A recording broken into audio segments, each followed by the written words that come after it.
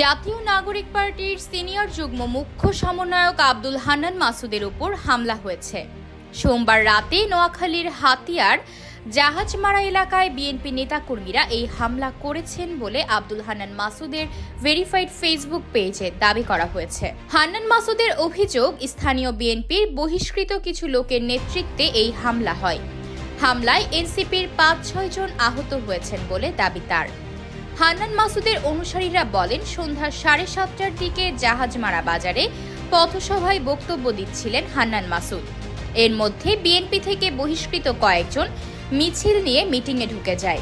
বাজারের পশ্চিম দিক থেকে একটি মিছিল নিয়ে এসে সভায় হামলা চালানো হয়।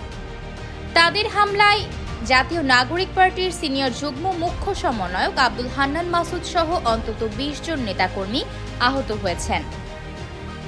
এই ঘটনার প্রতিবাদে রাতে ৮:৩০টার দিকে কর্মী সমর্থকদের নিয়ে জাহাজমারা বাজারের সড়কে অবস্থান কর্মসূচি শুরু করেন হান্নান মাসুদ। আয়েশা অর্থী, নিউজ ডেস্ক, গ্লোবাল টেলিভিশন।